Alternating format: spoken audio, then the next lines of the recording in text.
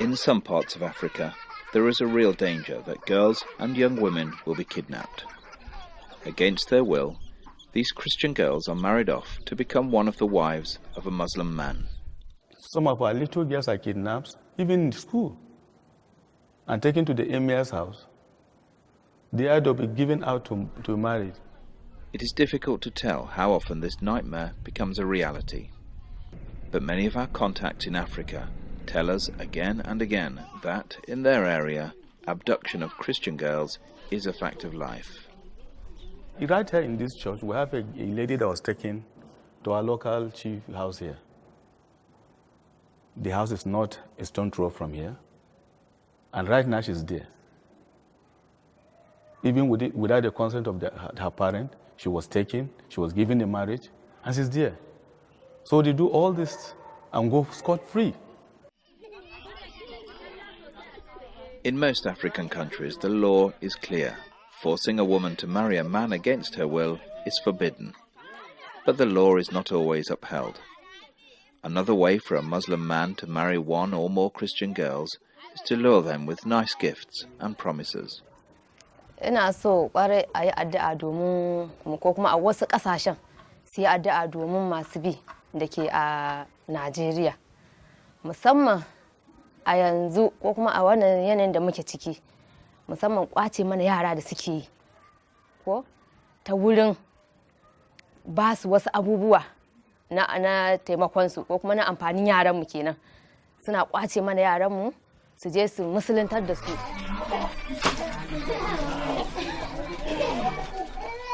Da mu kuma iyaye yanda Ubangiji Allah zai ƙara buɗe mana hanya da za mu zama masu taimakon yaranmu ta wurin koya masu maganar Ubangiji Allah.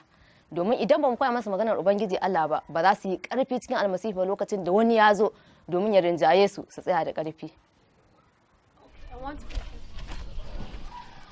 Luring Christian girls away from their community is one of the subtler strategies to spread Islam on the African continent.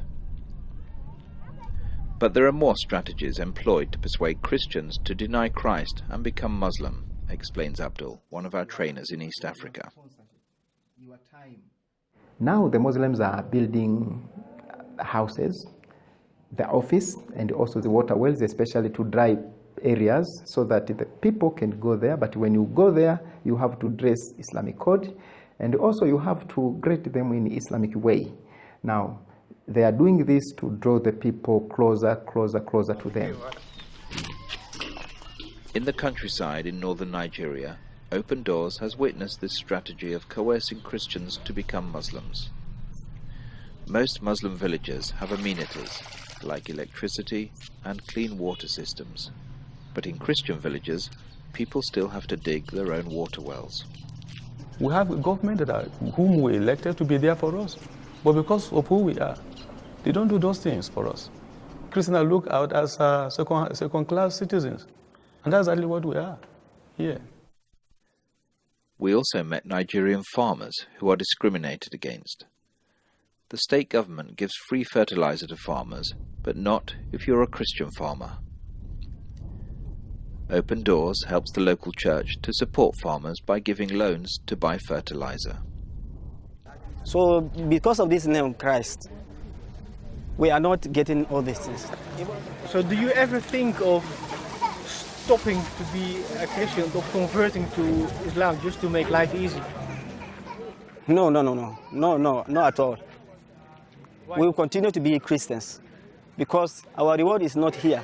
We are not of the earth. Our focus is in heaven.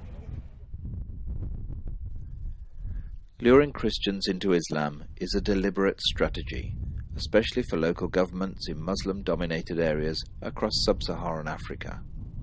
Another Nigerian pastor, Aminu Sula, gives us an exhaustive list of the strategies used.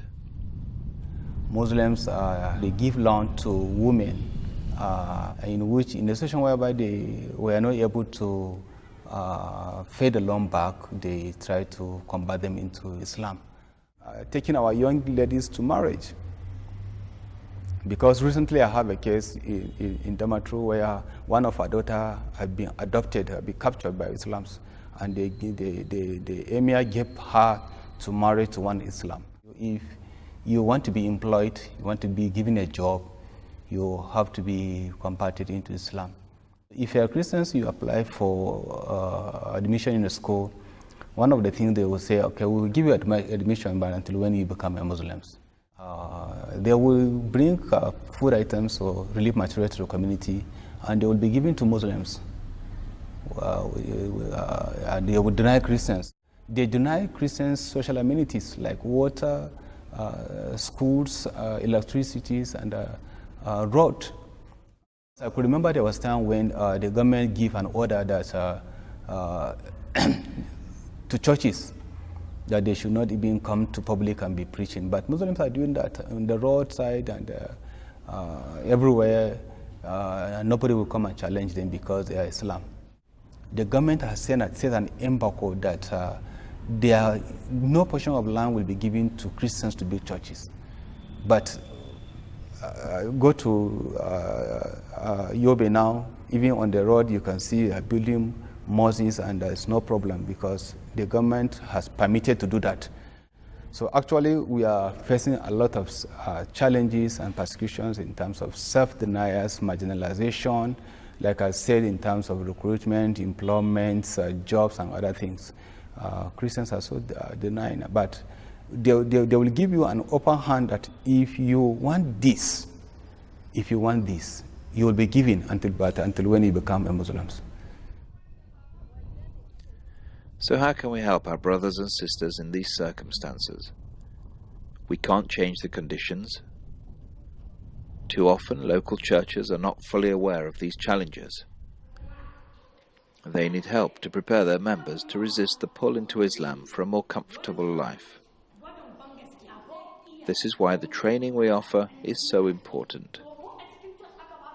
Open Doors is standing with the church, equipping her to face this subtle battle through our integrated programs. They need our support, our presence, and our prayer as they stand their ground.